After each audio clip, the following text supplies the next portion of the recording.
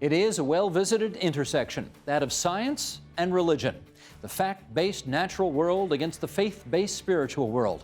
It's a subject touched upon once again in the documentary The Unbelievers, which follows scholar and author Richard Dawkins and physicist and author Lawrence Krauss as they promote the importance of science and reason.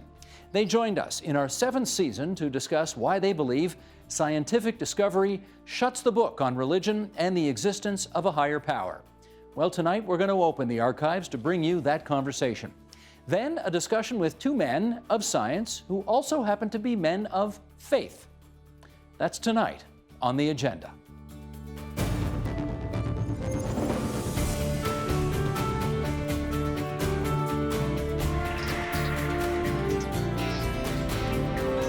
Funding for The Agenda with Steve Pagan is provided by Ontario's more than 80,000 chartered professional accountants. Public policy leaders since 1879. More information is available at cpaontario.ca. And by contributions to TVO by viewers like you. Thank you.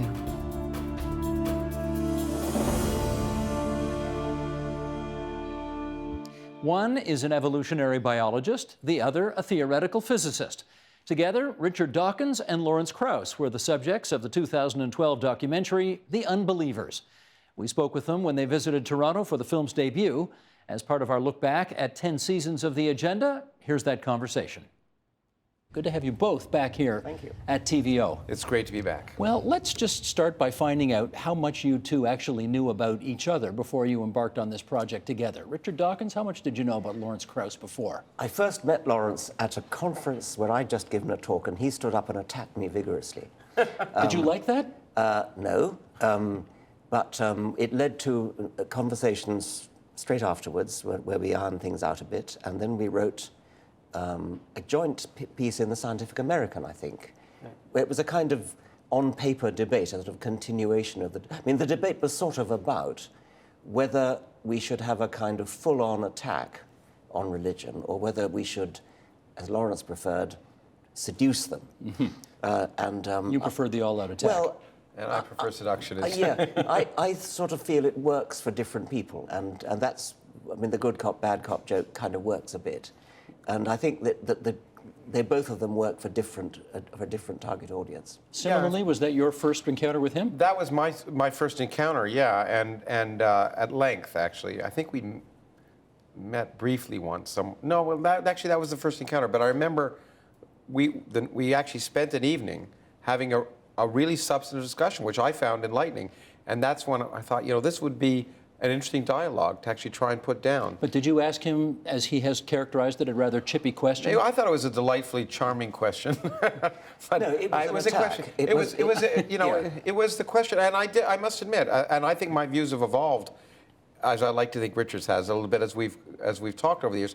But I did. At the time, I thought it was a strategic question. I basically said, if you're trying to convince people, do you think sort of going to where they are, rather than pointing out that what they believe is nonsense, is a better way to sort of bring them around? And it was really strategic. And Richard's answer, I think, was the same. I imagine the same he'd do now, which is at some point, you've got to confront silly beliefs by telling them they're silly. And I respect that.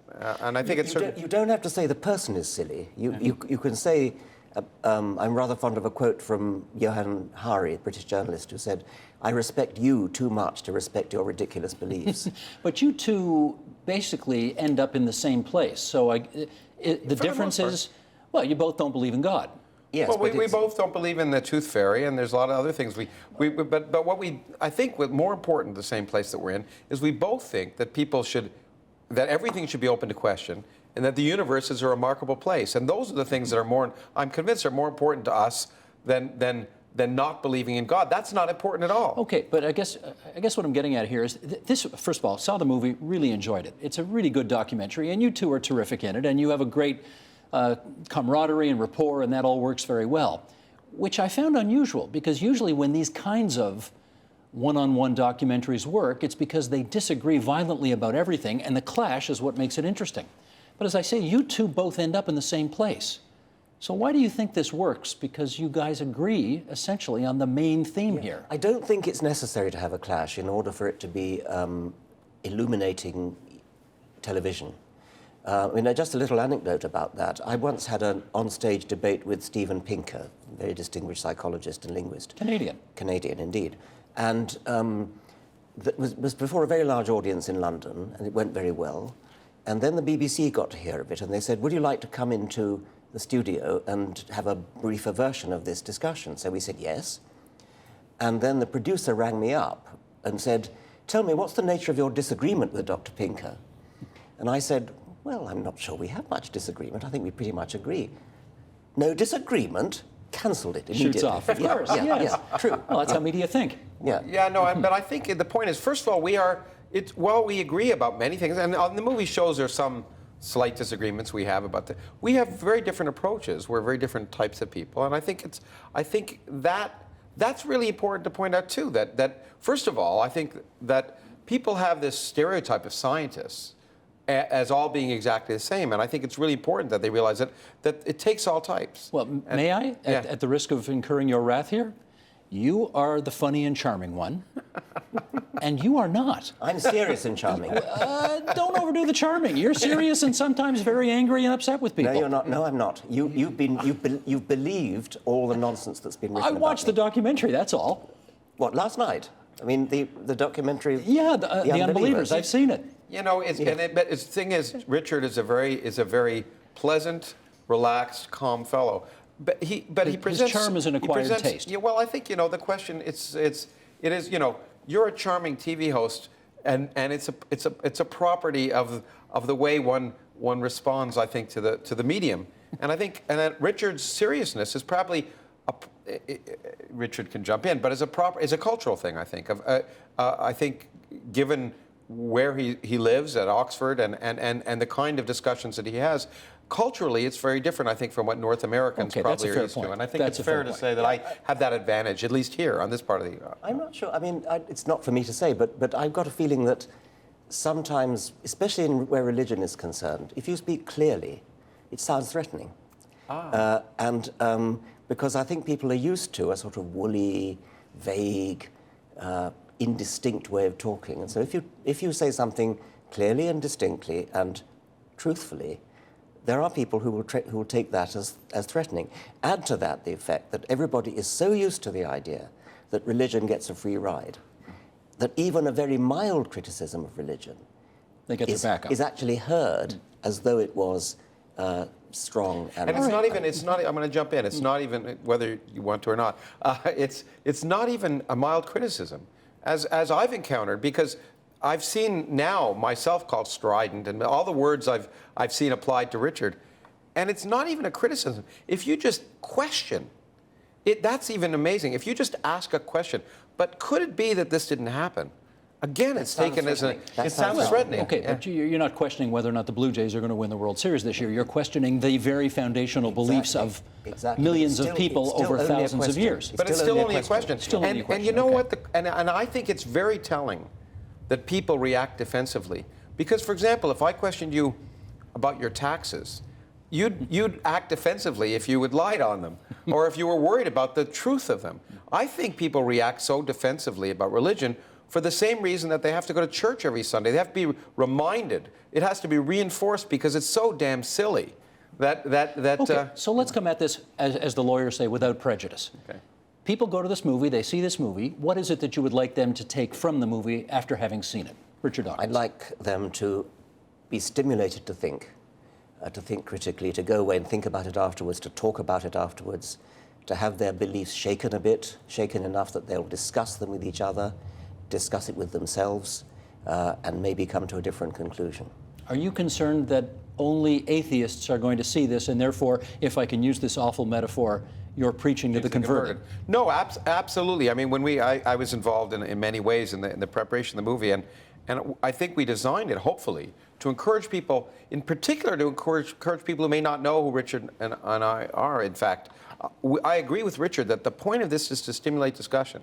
And I like to think that we don't preach, in the sense that we're not trying to tell people what to think. We're just trying to encourage people to A, question, And everything should be subject to question, including religion. It's no different than sex or politics or anything else. It should be open to question. But the second thing is, there's a lot of discussion of the beauty and wonder of, I mean, Richard describes it beautifully in the movie, in my opinion, the beauty and wonder of the universe. And what we really want to do, I think, I hope, is encourage people to get excited about that and think that that's interesting. But part of the reason that, for example, there are a lot of movie stars and celebrities at the beginning in the movie, and one of the reasons that those people are there is to get people interested, partly why would Cameron Diaz be in a movie about science, for example? And the really exciting thing is she's fascinated by science. And I think it's important for people to see that it's not just scientists who are fascinated by these ideas and who are willing to say that they're willing to base their view of reality on the evidence of reality. Sure. And so you get people that you don't expect, cultural icons, and I'm hoping that will encourage people to say, you know, you don't have to be a scientist to get excited by this stuff. Let me ask in a bit of a different way whether you two end up in the same place for different reasons. Your specialty is of the earth, if you like. Your specialty is of the cosmos. So did you get to the finish line in a different way than him? I think we're sort of complementary in that sense. I mean, I was going to say that earlier, that he's a physicist, I'm a biologist, and so we're both interested in origins. We're both interested in why things are the way they are. And historically, I suppose, biology has been the most fertile ground for those who wish to make a supernatural account, because biology, in living things, are so fantastically complicated and beautiful and elegant, and they carry such an enormous weight of apparent design. They really look as though they're designed. So historically, biology has been the most fertile ground for theological arguments. Now that's all solved now. Darwin and his successors solved that. I think the spotlight in a way has shifted to physics and to cosmology, where we're less confident, I think, about, say, how the universe began. In one way, more confident, because there's a lot of detailed mathematical modeling going on. But there are some profound questions remaining to be answered in that field, and that's where cosmologists like Lawrence come in. So I do think we are complementary in our fields. I think it's really kind of a very important complementarity, too, because it was very non-intuitive. I mean, Darwin was such an amazing scientist because he took something that looked like special creation, like everything was designed for its environment, and realized how it's a very simple idea could explain everything. But it was very, and after the fact, you say to yourself, of course, okay? And it's what's wonderful about science. What seems weird, you come to realize is in some sense obvious after the fact. And there are now very non-intuitive things about the universe. For example, how can get all the material in the universe if it wasn't there or if someone didn't create it? That's very non-intuitive. And modern science, as I've tried to write and talk about in the film and other places, is addressing that same question. And it is, in some sense, the last bastion of God. Because I mean, there are fundamentalists, of course, who say the Earth is 6,000 years old, who don't believe in evolution. But the rational, quote-unquote, theologians have moved away from that debate. How about the issue of atheism itself? Is it, in your view, a belief system in the way that Christianity, Judaism, et cetera, are? I mean, and that's a big mistake that people have. I mean, I was just doing a debate with this Islamic group in London where I tried to emphasize that. It's not a belief system, and that's really important. It's a willingness to ask questions and allow your expectations to conform to the evidence of reality. It's just, it's something that we don't use to define the really big difference, and we were just talking about this for the program. We don't define ourselves by what we don't believe in. Some people define themselves as Christian. He makes that plain in the movie. He's, you know. Yeah, and so we don't define ourselves as atheorists, as Richard says in the movie, or a leprechaunist or whatever. And so I think it's a really healthy thing. Defining yourself by a set of axioms written down by Iron Age peasants who didn't know the Earth orbited the sun is demeaning, I think. And on the other hand, being willing to constantly change your view of yourself as you learn about the universe is called growing up and learning. Have you ever sat down with, let's, for lack of a better expression, a person of faith, and made the case and actually convince them of the error of their ways?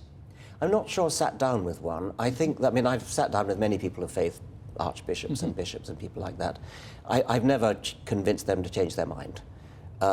What I think I may have done is convince other people who may have been listening in on the radio or something like that. I think there's probably a large constituency of people who pretty much don't think about it very much, but have sort of always vaguely thought of themselves as Christian or Jewish.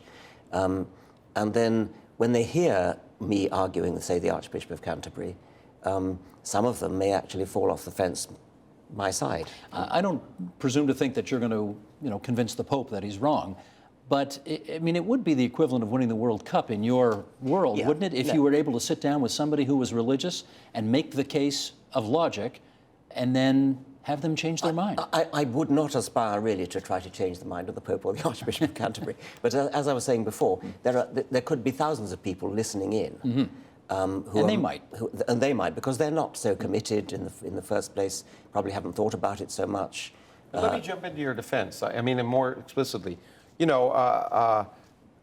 since people know that Rich and I are friends and work together, so the God delusion is in some sense sitting down with someone and making the case. And I have people who've written to me and say, after the God delusion, it changed, my life changed. And like sometimes, hopefully, they say the same with my books. But so I think you must get lots of email that say that. Hugely. I mean, as I was coming into the studio, the young woman said that her brother had asked her to tell me that I'd changed his life. I presume he meant from reading the God delusion. And hopefully in a good way. Yeah, in the right way.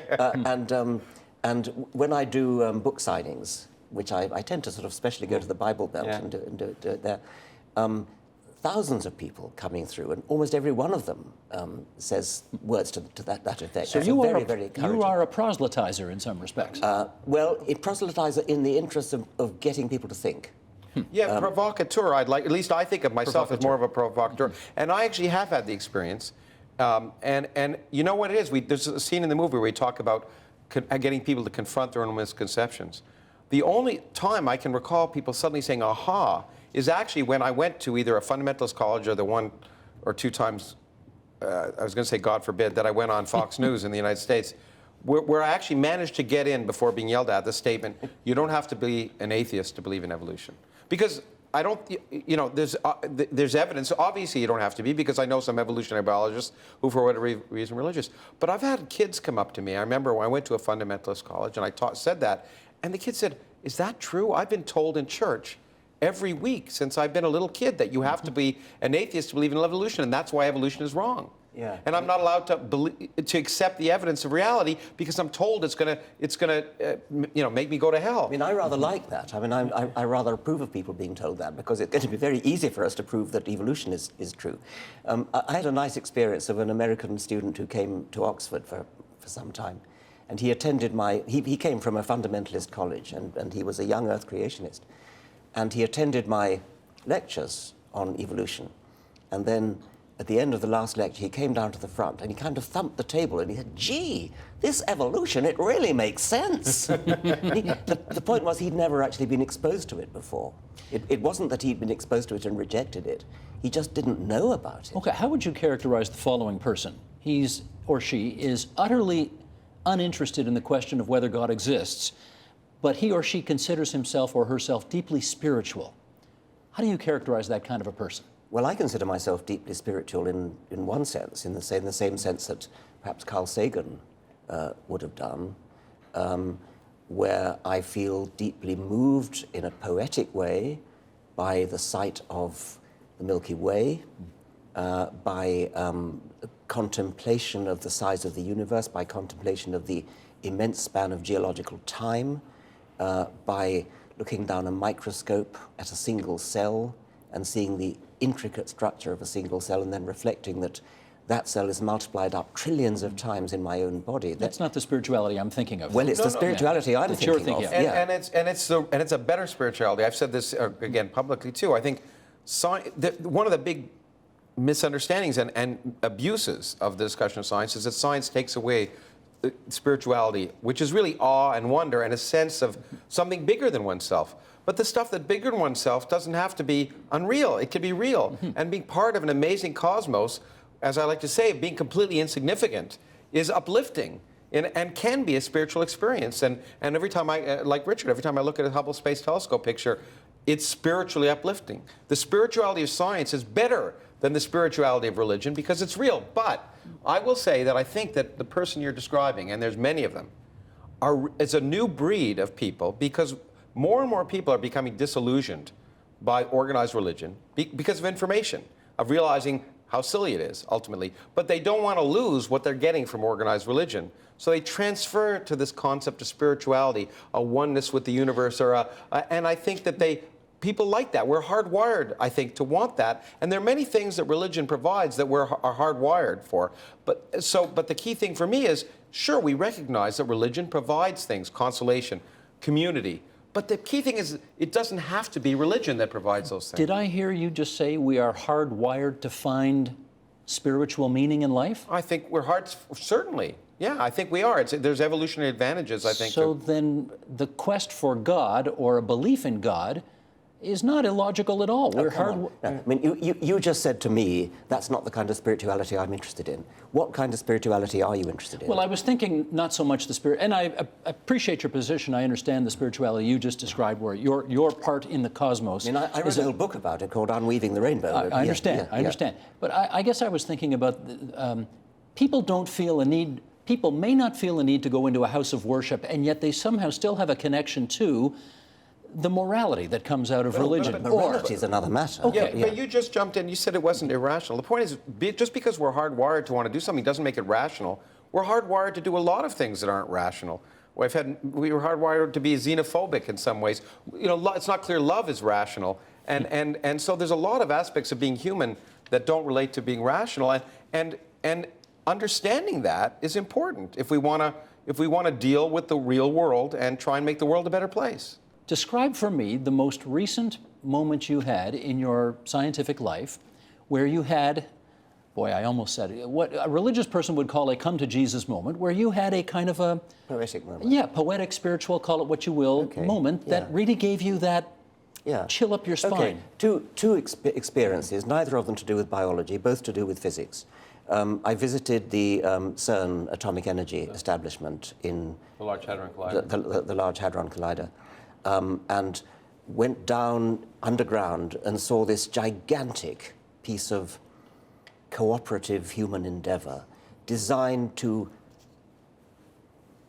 understand the very fabric of the universe. I was literally moved to tears by that experience. Also moved to tears on a recent visit to a large telescope on the island of Hawaii.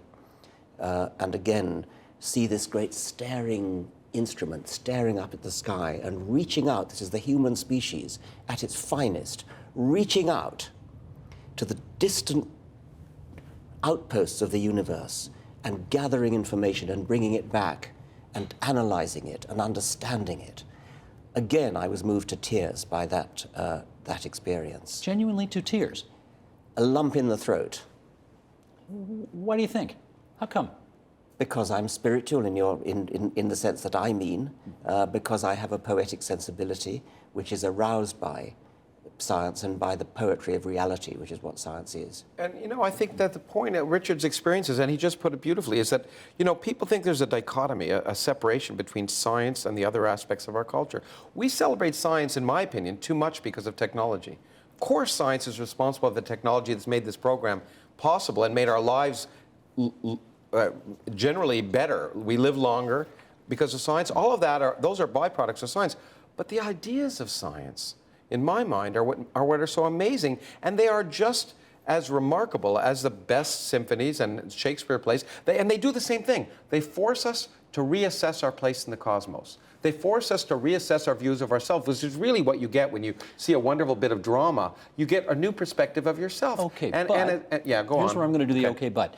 He's a much more, and I'm not saying this to be complimentary or what's the opposite? Mm-hmm. Critical of either one of you in saying this. You're a more apparently serious guy than you. You've got a lot more Mel Brooks and Woody Allen going through your veins, if you know what I mean. Yeah. But when I was earlier, my teachers thought I wouldn't be a good student because I like to joke a lot. Yeah. So are you capable of experiencing that same kind of moment he just described? to the point where you are moved almost to tears by something you see? I don't know if I'd probably get moved to laughter more than tears. But, That's what I'm thinking. But I think I have just as strong an emotional response. But these things happen to me all the time. In some ways, you couldn't continue to be a scientist as I am without that kind of reinforcement, because as we say in the movie, it's hard work. And a lot of times you're leading nowhere. You're working for a long time on something and getting nowhere. But the reinforcement you get, when I look at, to take the example I gave you, the Hubble Space Telescope picture of distant galaxies, and think that some of them are 10 billion light years away. That meant the light was emitted 5 billion years before our sun formed. And since most stars last 5 to 10 billion years, that means most of the stars in that picture don't even exist anymore. And if there were civilizations around those stars, they're long gone. And when they get a picture of us, if their civilization is just emerging now, by the time they see the Milky Way galaxy, we'll all be long gone. And those kind of things do amaze me. I wrote a book called Atom, which is the biography of an individual atom. And to me, one of the most poetic things... ATOM, yeah, as I like to say, in the beginning there were no Adams or Eves. But the fact that every atom in our bodies was once inside a star that exploded, and maybe different stars, the atoms in your left hand and the ones in your right hand, to me is incredible poetry. It means you're stardust. It means we are intimately connected to the cosmos. They've all experienced the most violent explosion in nature, every single atom in your body, and they couldn't be in your body if the stars didn't explode in the first place, because all the elements that make you up were made in those stars. God, that does move me, and I don't know, maybe it doesn't move me to tears, maybe it moves me to excitement of a different sort. We've got a couple of minutes left here, and let me finish on this. I appreciate that you told us off the top what you hope people would get out of the documentary if they see it, the need to ask questions, the need to look deeper at all of these issues we've been talking about. Is it your hope or expectation that you can, in your words, I guess, rid this world of religion? I'm not sure how soon. I mean, I think religion is declining, Christianity is declining throughout Christendom. And I think that's going to continue. If you look at the broad sweep of history, it's clearly the trend is going in the right direction. I'm not so optimistic now that it'll happen in my lifetime, but it will happen, yes. Last minute to you. What do you say? Well, I would agree in that sense. I think when you're about my age, and when I was young... How old are you? Well, I don't know whether I want to say on TV. So I'm as old as you, I'm going to suggest. In any case, we're both old. Let me put it that way. Okay. When I was young in the 60s, which will date me, I would have thought by now, I would have thought by now religion would be gone. I mean, in the 60s, it just seemed like it was on the way out. So I was kind of surprised and disappointed by, in some ways, the resurgence of fundamentalism in my country. But I do think it's obvious that access to information and knowledge is decreasing.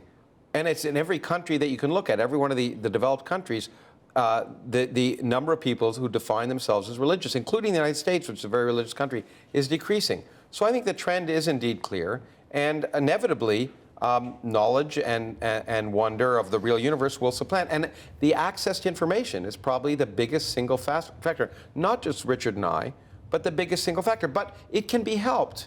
And I think very importantly, and this is something I've come to appreciate more with my knowledge of my interaction with Richard, it can be helped by pointing out that it's okay to ask questions about religion like anything else. Here's another immutable truth in our universe. Interviews end. Time's up. Okay. Lawrence Krauss, Richard Dawkins, The Unbelievers, whether you like them or don't, or like religion or don't, it's a really good documentary and people should go see it. Thanks to both of you for coming into TVO tonight. Thank you very much. Thank you. Up next, is it possible for science and religion to be compatible? We'll discuss that right after this.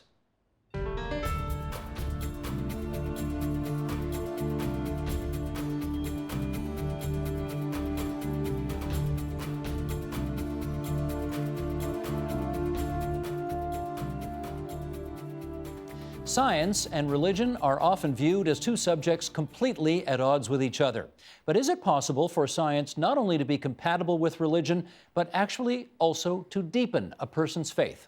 Joining us now to help answer that, in Providence, Rhode Island, Kenneth Miller, professor of biology at Brown University and the author of Finding Darwin's God. And in Newark, Delaware, via Skype, Stephen Barr, professor of physics at the University of Delaware and the author of Modern Physics and Ancient Faith. It's good to have both of you two gentlemen on the program, and one of the reasons we wanted to have you both on was that according to the Pew Research Center in your country, 33% of scientists in the U.S. believe in God, and you are part of that 33%. Obviously, 2/3 of your colleagues think that science and religion are incompatible, but you seem to think they are compatible. Kenneth Miller, how come? Well, first of all, you have to define the word compatible. Many people who reject the idea of compatibility do so because they think compatible means that somehow science proves religion or religion can be made scientific. I certainly don't think that's the case. By compatibility, I mean that it is entirely possible within a religious worldview to embrace the discovery and advance of scientific knowledge. And it's worth pointing out that the very birth of Western science as we know it today took place in Christian Western Europe. And it was seen by many of its practitioners as a way to explore the glory and the wonders of God's creation. And there are many of the early scientists who in fact saw themselves as doing God's work. Now, it sounds a little corny to say that today, but I think what it amounts to is that we have today, as a result of science, a far grander and far more expansive view of the nature of existence, and I'll speak as a biologist, of the beauty and the complexity of living things. And I think for someone who is religious, that enhanced view that science gives us really deepens our understanding and appreciation of what it is like to be a living being in a universe like ours, to be sentient, and also to begin to appreciate the intelligence that went into that universe that made the evolution and emergence of life possible. So I certainly think that a completely scientific worldview is entirely compatible with a religious appreciation of the nature of existence. Stephen Barr, why do you see no incompatibility between science and religion? Well, I see both of them as being ways of making sense of the world. It is true. I'm not sure that the other 2/3 of scientists who are not religious are necessarily believe religion and science are incompatible. My experience is that many of my colleagues who are not religious don't see science and religion as incompatible. They understand that you can be religious and be a scientist and have a consistent worldview. They just don't happen to be religious themselves. I don't actually find that much militant atheism among my colleagues. Much more, I would say, is much more common than sort of hardcore atheism would be indifference to religious questions. Anyway, I see, in my life, I've never seen any sort of incompatibility between them. To me, both of them are based on the idea that the world makes sense. Well, Lawrence Krauss, who's one of the stars of that documentary, actually used that expression you just used. He said all scientists should be militant atheists. And Richard Dawkins has gone on to write that religion is capable of driving people to such dangerous folly that faith seems to me to qualify as a kind of mental illness. Kenneth Miller, do you consider yourself mentally ill? Well, the jury is still out on that. But I have to tell you that I know Lawrence Krauss very well. He and I are friends, and we have made common cause in past years in terms of fighting for quality science education in American schools. And I also count myself as a friend and colleague of Richard Dawkins. I admire Richard because I think he's the most incisive writer on evolutionary theory today in terms of explaining evolutionary theory to the general public. But I think he's absolutely wrong in his militant anti-religionism. And I'd go a little further than saying he's an atheist. He surely is. But most atheists I know do not display the outright hostility to religion that Richard Dawkins does. Now, I'm not going to try to psychoanalyze Professor Dawkins, but I would put it this way. And this is to second Stephen Barr's comment that most of his colleagues who are non-believers display a kind of indifference to scientists who are religious simply because they are aware of so many examples of excellent scientists who are themselves religious that it's completely apparent that adopting a religious faith is no bar to carrying out competent scientific investigation and scientific interpretation. So I think Richard is wrong about that. When Lawrence Krauss says that scientists must be militant atheists, I'm going to translate what he said. And that is, I think what he says is that when we look at the world around us, when we conduct our experiments, when we try to interpret, I as a molecular biologist, what I see on a gel or what I see in an electron microscope, it's not legitimate within the scientific method to invoke God as a direct cause for physical phenomenon. So in that respect, I would say I'm a non-theist when it comes to designing and executing experiments. But I think this idea that the universe is intelligible is a kind of faith that all of us share in science.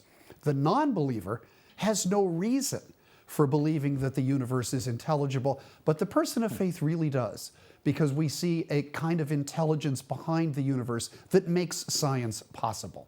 Stephen Barr, what do you think of the advisability of calling somebody, particularly somebody as erudite as you, mentally ill because they believe in God? What do you think of that? Well, you see, I admire Dawkins as a writer. He writes magnificent prose. His view of history is rather jaundiced of religion. It is true that people have done historically, you find examples of people who've done terrible things in the name of religion. You don't have to look very far today to see examples of that. But every good thing can be perverted. There's also many examples in history of oppressive and brutal governments. Does that mean government is bad in general? We see abusive fathers. Is fatherhood a bad thing? We see sexual abuse. Does that mean sex is a bad thing? Every necessary and natural thing can be abused and has been abused. And so when he looks at the history of religion, he sees nothing but evil and blackness but he was once asked in an interview, could he think of even one small thing that religion had ever done that was good? And he said no, he couldn't think of even one small example. And I think that's a somewhat, I think he's a bit of a fanatic, frankly, on the subject. As I put it in a review of his book, it's not enough for him to say that religion is bad on the whole. One can make that argument. But he thinks it must be wholly bad, that it's bad through and through. It's intrinsically bad. And I think that's actually a very hard position to sustain for anybody who knows anything about history. As Ken said, actually, you can make a strong argument that modern science, the birth of modern science was aided by religion. Most of the great founders of modern science were deeply religious people. Professor Miller, you wanted Stephen, to add? if I can add something to that. I think the views of Richard Dawkins on this point contrast very sharply to another equally great writer on evolution and evolutionary theory, and that is the late Stephen Jay Gould. Stephen Jay Gould was in fact an atheist, there's no question about that, but he had a deep appreciation of the culture of religion and the sincerity of religious belief in many people, including many scientists. Steve himself sang regularly in a church choir, and Handel's Messiah was one of his favorite pieces of music. And Stephen was on record as saying some of the greatest cultural achievements of any civilization on this planet have revolved around religious faith. In Western Christianity, look at the works of art and literature, music, great paintings, inspiring cathedrals. And whether one is a theist or a non-theist, I defy you to walk into a building like the Cathedral of Notre Dame in Paris and not have your breath taken away. That's the sort of experience and the sort of magnificence that, unfortunately, Richard Dawkins is negating with comments like that. Well, Stephen Barr, let's look at the flip side of this, because just as many scientists say what they do and what religion does are incompatible, there are many religious people who see what you scientists do as being incompatible with their fundamental core beliefs and faith. What do you think they have got wrong? Well, I think they have two things wrong. Part of it is a certain kind of very narrow, very rigid biblical literalism. And I think it's important for people to realize that that kind of biblical literalism is actually not traditional. If you go back to the early church, to the early church fathers, Saint Augustine, the Alexandrine fathers, say like Origen, Saint Gregory of Nyssa. You look at the great thinkers of the early church. They did not interpret the book of Genesis, for example, in a narrowly literalistic fashion. In fact, they saw it as something that was expressed in literary and symbolic terms. And that's how they read it. I mean, for example, some people today say, well, maybe the 7 days of creation, those 7 days, were not 24-hour days. Maybe they were long epochs. Well, actually, St. Augustine, who lived, about 400 AD, he didn't actually interpret the days as periods of time at all. He said that the universe was created in an instant, and subsequently underwent a natural process of development, that all the things that came later, all the different kinds of animals and things that developed later, were sort of created in a sort of a potential form in the very beginning. So he had almost an evolutionary view of the cosmos. So this narrow literalism is a relatively modern phenomenon. It's not traditional. The other thing I think they have wrong, and this they have in common, paradoxically, with some atheists like Dawkins, is they don't understand, the fundamentalists and some of the atheists do not understand the relationship in traditional Christian theology between God and the world. They see God and natural explanations as somehow in competition with each other. So that if something has a natural explanation, then God had nothing to do with it. And if God is the cause of something, well, then it must be supernatural. That's not the traditional view. The traditional view is that God is the author of nature, that nature itself is a work of God, and you see God in natural processes. If I could use an analogy that many audiences find helpful, I take the example of a play, Hamlet. In Hamlet, the character Hamlet kills the character Polonius by stabbing him with a dagger. And so I ask audiences, did Polonius die because Hamlet stabbed him? Or did he die because Shakespeare wrote the play that way? And audiences laugh because they realize the absurdity. Hamlet stabbing Polonius is the cause within the plot of the play, within the play. But Shakespeare you might call that the horizontal cause. But Shakespeare is the vertical cause. He is the cause of the entire play. He's the reason there is a play. There is a plot. And there are these characters. And so that's an analogy with the universe. There are causes within the universe, which theologians since the Middle Ages have called secondary causes. We might call them natural causes. And the things that Ken Miller and I investigate, and other scientists, natural causes within the world. But God is the cause of the world. He's the author. He's not a cause within the natural world. He's the cause of the natural. Well, here's where I jump in and I would ask Ken Miller, how do you know? Because as Krauss and Dawkins would say, you can't prove that God created the world, and you scientists are all about believing in what is empirically provable. Well, I'd answer it this way. First of all, with all due respect, we don't prove things in science. Nothing in science is ever regarded as proven in the mathematical sense that we need no further investigation. Every idea we have in science is open to disproof and is subject to further analysis. Very often, I tell my students that what science is very good at is disproving things.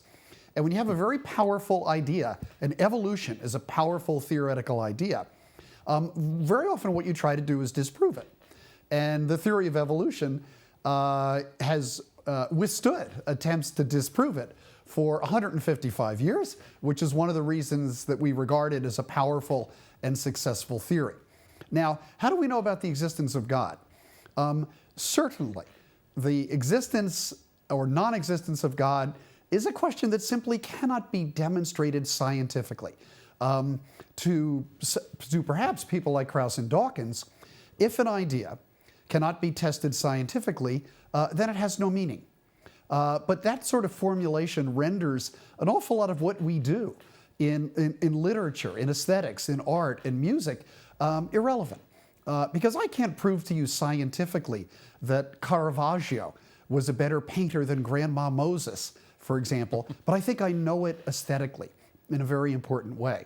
Now, how do I know that God is there? I have to tell you something. I don't.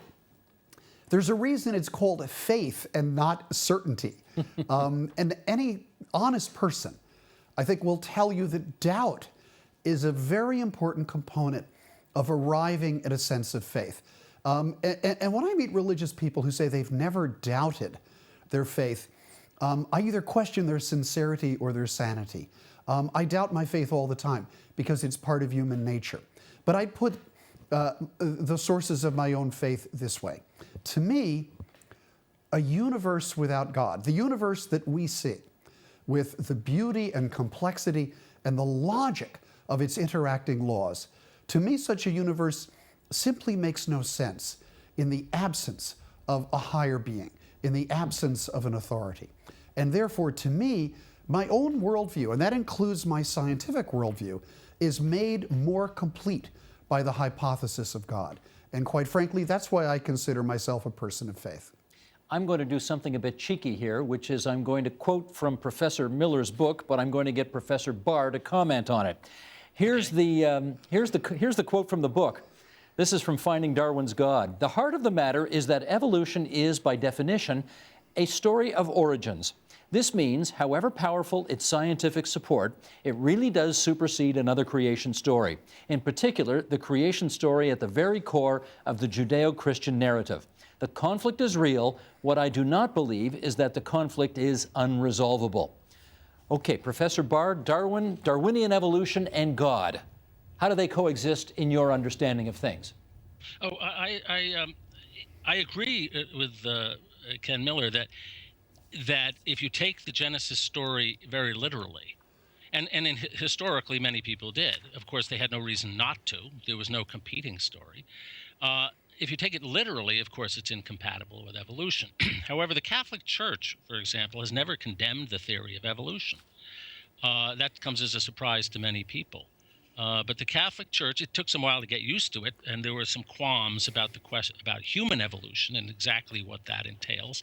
But the Catholic Church has never made a pronouncement against the theory of evolution, and it's generally accepted in the Church today, and it has been for a long, long time. So I guess that's all I can say on that subject. I would say about evidence, the question you asked Ken, yes, many atheists, such as Dawkins, such as Krauss, have said that it's not just that they say there's no proof. They say there's no evidence for God. There's no rational basis for believing in God. And I would say there is evidence. I like Ken, I take the very existence of the universe as evidence of God, as the evidence that there is some cause, some source of being. I take the lawfulness of the universe as evidence of God. I take the fact that those laws have a deep and subtle mathematical structure as evidence of a mind that is behind all of this. But this kind of evidence, you see, is not the kind of evidence that you can obtain with measuring devices in a laboratory. There's no detector or measuring device that will detect the existence of God the way you might detect carbon monoxide in your basement or radiation with a Geiger counter. But on the other hand, many of the things that people, including atheists, believe are real, and not only real but of tremendous importance, can also not be detected in those ways. There's no device that can detect beauty, that can detect good and evil, that can detect the mind, that can detect free will, that can detect love. But these are all realities. No one doubts that these things are real, even though you can't measure them in the laboratory. So I think the people who say there's no evidence for God are actually operating with a very restricted notion of what constitutes evidence. And it's not just grand things like love and beauty and good and evil. In everyday life, how many things that we believe we know with great certitude can we prove by solving equations and making precise measurements? Professor Miller, let me try this with you. It's not exactly a new thing to see atheists and scientists and the church all having disagreements with each other. I mean, for goodness sakes, go back to Galileo and Copernicus, and there have been significant fights between the church and scientists for centuries and centuries. My question to you is... I would disagree with that, by the way. Oh, okay. Well, stand by. I'm going to go with Professor Miller on this one. Okay. So would I, as a matter of fact, okay. but go ahead. So my premise is out the window. So let me just ask it straight out like this. Do you find the tension between science and religion, which I had thought was there for centuries and centuries, but do you find it getting worse in recent years? No, I don't. And I think you talked about the tension between science and religion. And what I would ask you to do is to look at the great universities in Canada and in the United States that were founded by religious orders. When I think of the United States, I think of Notre Dame, Loyola University, the College of the Holy Cross. And ask yourself, do these places have science departments? The answer is, of course they do. Do they study evolution? Of course they do. Do they study cosmology, including the Big Bang? The answer is, of course they do.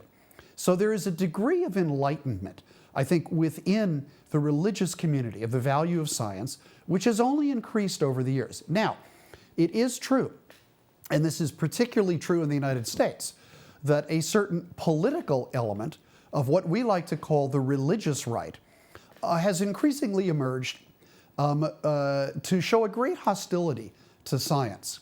And we find that, as they have been throughout history, that religious arguments are misused for political ends. And in this case, it's to act against scientific conclusions that people don't like fundamentally for religious or for political or economic reasons. So I think that sort of tension is there. And I'll give you a very quick example of what I think you're getting at. I gave a public lecture on Thursday night just last week, at York College in York, Pennsylvania. And it was, not surprisingly, on evolution, and specifically it was on a court case in Pennsylvania on the teaching of something called intelligent design. It took place about 10 years ago. At the end of my lecture, open question and answer. And a gentleman stood up and said that he defied me to prove to him that human beings descended from monkeys. So I decided to have a little fun. And I said, I don't think that human beings descended from monkeys either. He looked a bit surprised. And I said, the point is that what we know of the human fossil record is that we didn't descend from monkeys or chimpanzees or any other species alive today. What the evolutionary fossil record tells us instead is that we share common ancestors, not just with the other primates, but with every other living thing. And as a religious person, the notion to me of common ancestry with every other living thing on this planet is sort of a grand and glorious notion. It's an example of the sort of stuff you asked us about earlier, about scientific knowledge deepening religious faith. So yes, there's tension there. I think the tension is hyped up fundamentally for political reasons, but I think enlightened people in both the faith community and the scientific community are gradually resolving that tension, and I think that's a good thing. Stephen Barr, brief reply from you. I'll just quote an eminent historian of science. He said, there has been no greater, probably the longest term and greatest patron of science in history has been the Catholic Church.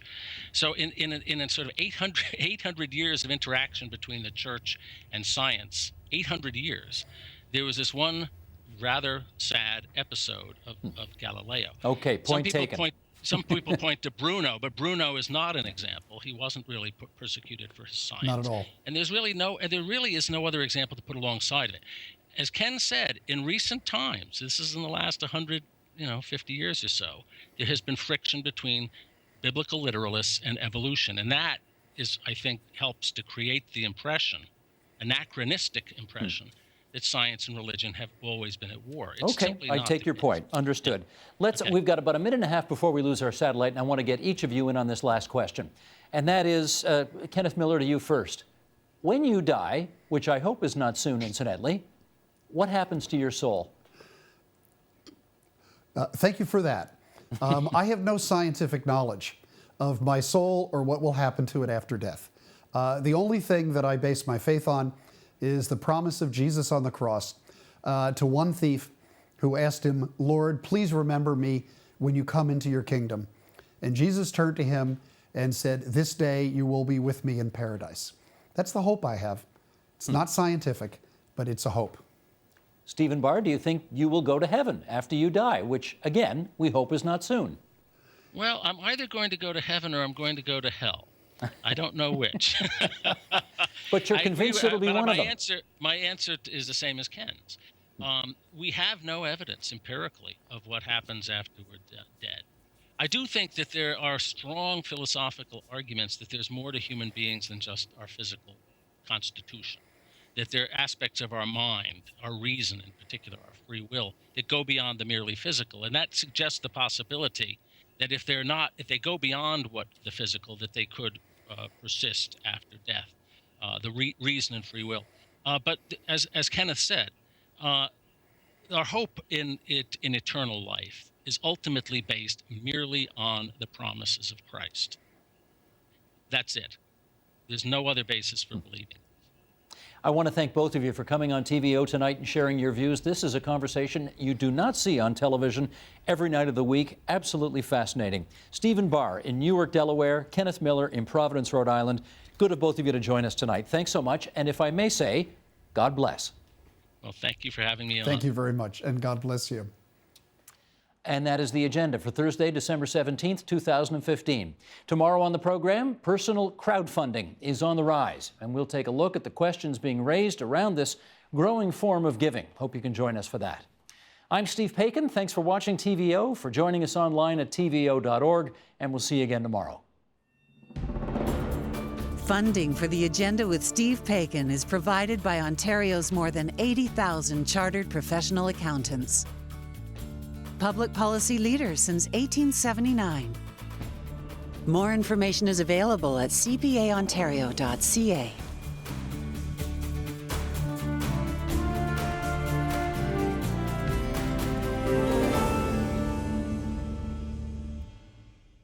Help TVO create a better world through the power of learning. Visit supporttvo.org and make a tax-deductible donation today.